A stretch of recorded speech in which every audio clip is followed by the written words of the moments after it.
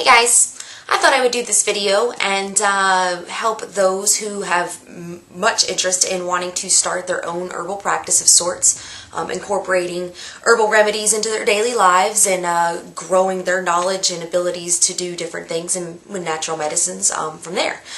So I thought I have a lot of you send me messages requiring or inquiring about wanting to know what are good books to start out with, what are different ways you can go about herbs, not necessarily knowing where to begin, and as far as beginner herbs. Beginner herbs, depending on how you want to do things, my biggest suggestion on where to start if you want to incorporate herbs into your life is by doing some home remedies, whether it be teas, if you have a sore throat, antiseptics, instead of reaching for the Neosporin and hydrogen peroxide, you reach for your tincture concoction that you made with St. John's wort and witch hazel, or any other herb that contains any sort of antiseptic properties.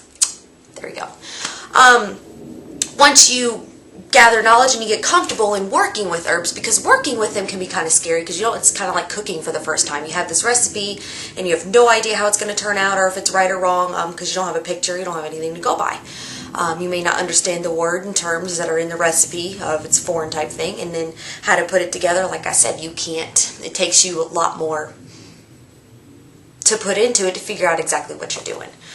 So start with the basic stuff. It can be very overwhelming, but any good book out there will show you some stuff that is easy for you to start with, whether it be, like I said, teas, ointments, poultices.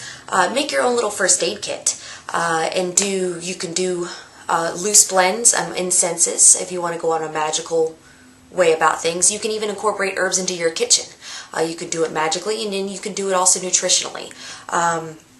And there's different ways of different authors that go really, really well over the subjects. And a couple books that I'd like to share with you that I highly, highly recommend and have used for years and on a very frequent basis. Because there's just so much knowledge to retain. I'm a bookworm and can go for it a lot faster than I can just squish it all up in here. Got enough going on. To start out magically, if you're interested in starting with herbs that you want to maybe grow, that you want to be able to incorporate into a ritual, something that you want to incorporate in a recipe for an aphrodisiac spell, anything like that, I highly suggest Scott Cunningham, of course. All of his books in a wide variety range are excellent, and he is one of my favorite authors. Many blessings to him. But his magical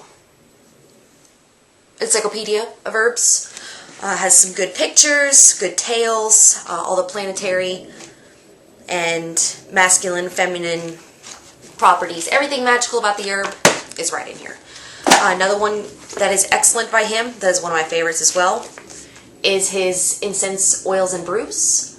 This one's great for herbal sachets that you use in your bath, loose non-combustible incenses, how to make stick incenses, your own oils, your own tea brews, instructions on soaps, and different ideas that you can do, all aromatherapy, similar like, and magical, and also a little bit of mundane.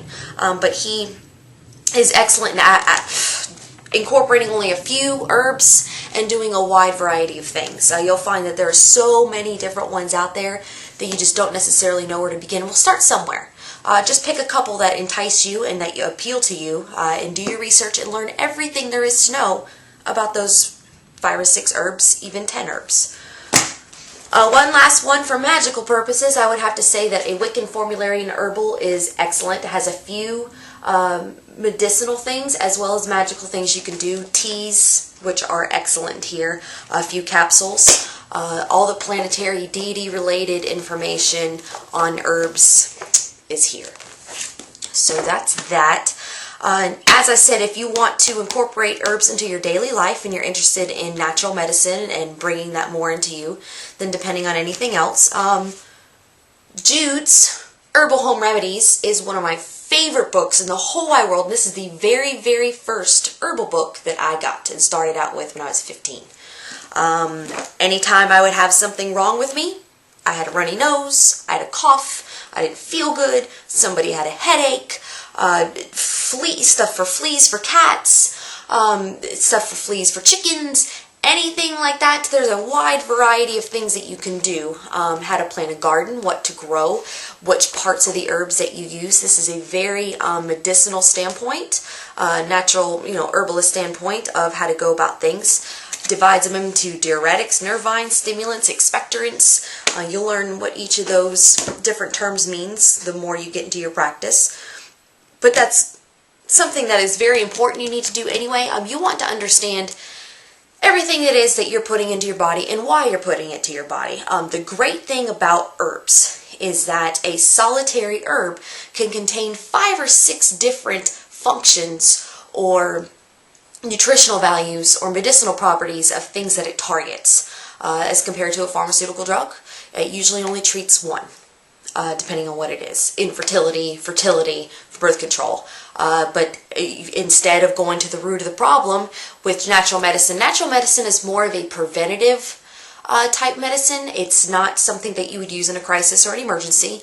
It is something that you apply into your everyday life, but it naturally brings your body back to a balance to enable it to take care of itself.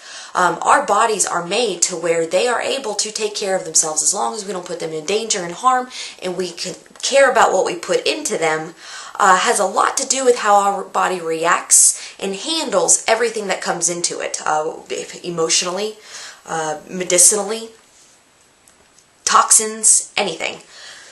So that's something on a grand scale that you want to think about when getting into herbal practice and wanting to be healthier, live a happier life. You have to start from the inside and work your way out. And there's many different levels of doing it. But feeling good is a great beginning and also allows you to live longer, enjoy life, and feel good about doing other things. If you don't feel good, you don't feel like doing anything. So that's that. Moving on with a couple things, if you really want to get hands-on, besides go a little bit further than incorporating certain little teas and tinctures and this and that to help throughout, different ailments and symptoms. I got a hair in my eye and it is making me crazy. Oh. Anyways, The New Age Herbalist, a beautiful, beautiful, beautiful book. And by the way, I will put up on the Green Eyed Owl and also a link on this video to all these books that I named, so you're not searching through the video 100 million times and listening to me ramble just to find out what the name and the author is of the book. But this book, The New Age Herbalist, is beautiful. It has the most beautiful pictures of herbs that you do use. Some most look like dried, what they look like fresh. This is a great guide to learn how to plant a garden, and something that is in here that I am going to do a video on because I have successfully gotten a good garden out of doing so is a soil sample. And we'll go do that, but it basically tests the soil outside of your house and lets you know what kind of soil you're working with, what plants do well in simply the soil you're growing, and then what you need to add or not add to make it a better garden for you and be able to take care of the plants and give them what they need of the ones that you're wanting to plant and take care of and grow and harvest and use. So there's all kinds of, even how to dye fabric with herbs is in here, which is excellent. What you're looking for out in nature, scientific name. This is a great reference book. If you like birds, you buy a bird book. If you like herbs, you buy this herb book. I tell you what, I should get promotions for selling these people these books, but they're so great. I don't know how you can't not pass on this information, because it is just amazing, and there are so many books out there, and just finding the right ones that click with you and help you understand is really hard to come by after, it takes years and years of research. Last but not least, as far as herbal, hands-on herbal books, I say herbs a lot, but it's so broad. Anyways, the Medicine Maker Handbook, Herbal Medicine Maker Handbook by James Green. This book is amazing, and he is also a professor who teaches herbs in a school in California. There is a list of, any herbalist is recommended when they start out to learn a range of herbs. This book particularly recommends about 30. I personally suggest in your very, very beginning stages, working with about 10, maybe 20.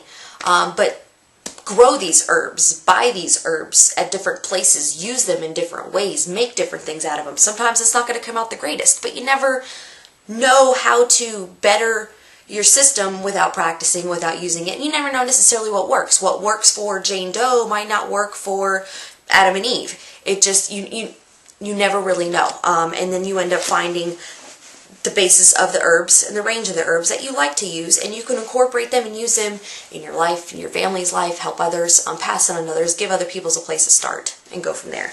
So this one goes over all the different things that you can do, ratios. This book helped me begin my medicine making process, how to do tinctures, the right menstruums to use, alcohol, different solvents, percolation, infusions, tea in general, growing herbs, drying them out, and then how to connect even with your garden from the very, very beginning without simply blending and grinding a bunch of herbs together to make a tea to be able to drink.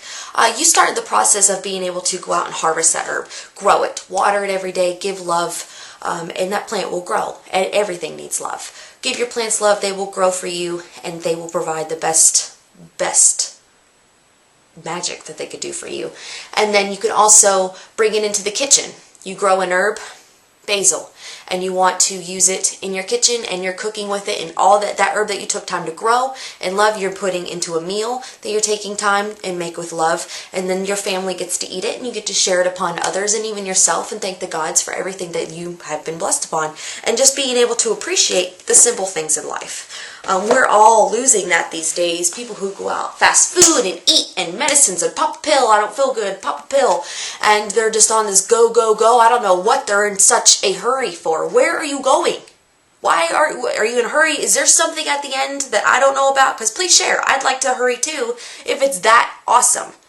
But until then, I'm going to sit back and enjoy and embrace everything that life throws your way, good and bad. What else do you have? You only have one life to live, this life, until the next life, so you might as well enjoy it. There's no sense in rushing it and hurrying the next one by, because it may not be as great. It may be a repeat of what you just went through because you didn't take time to appreciate everything that you experienced and had and received and lost all at once. So that is, well, let me recommend a couple more books. Just for reading sense. These are great in knowledge, different properties of each herb. Every author is different. It has a different selection, so it doesn't make any of them wrong or right. It just depends on the preference of that herbalist. So Michael Tierra is great. Planetary Herbology, and that goes over Ayurvedic medicine and traditional Chinese medicine quite a bit, as well as The Way of Herbs, another very good one. These books are very similar in a lot of ways, but very different in a lot of ways. This one has a few more formulas that are from Ayurvedic medicine and traditional Chinese medicine than this one does. So that's that, and that's even Ayurvedic, Western medicines, traditional Chinese medicines is a whole nother aspect in herbalism as it is, and we'll go over there at some point or another. Right now we're just getting that for you to get the basics. Where do you start? Read. Feel like a teacher. Master Book of Herbalism. This book is highly recommended. Is great for a reference book and folklore of sense, mythology, ways of using these. This one is great for reference, not if you necessarily want ideas of what to do. But I don't deny that this is a very good book. Let's see, and last but not least, the One Earth Herbal Sourcebook. This is one of the textbooks from the Global Natural Medicine College. Very, very good book, and recommended by Michael Tierra, which is good. But this one goes over various types of medicine practices and facts about the benefits of using herbs versus chemical drugs, and different formulas, how to treat immune systems, certain herbs that you want to use to directly target what you're trying to alleviate the symptoms of. So that's that. We'll go through some soil samples, and we will go through picking on some herbs. Go through the internet. If you don't want to go out and buy a book, which if you do buy a good book, you'll use it for years. Think of it as an investment for you and your future and your family's future to be able to take care of yourself. Because you will use that book, and it's worth the purchase. Figure out what herbs that you want to grow. Planting season's coming up, no matter if you're on the East Coast or West Coast.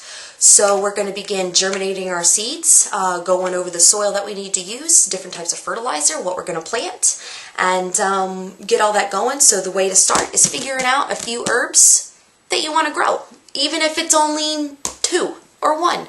Doesn't matter. A little window, you don't have a garden, can't plant it anywhere, you can still buy a pot, and you could put dirt in it, and you could put it on your windowsill, and it'll grow. You're not going to get a huge yield of herbs, but you don't need that anyway because it'll just go to waste because you will have no idea what to do with it. So start small and start with things that you know that you will use and work with. And don't force it upon you either and take on more than you can chew.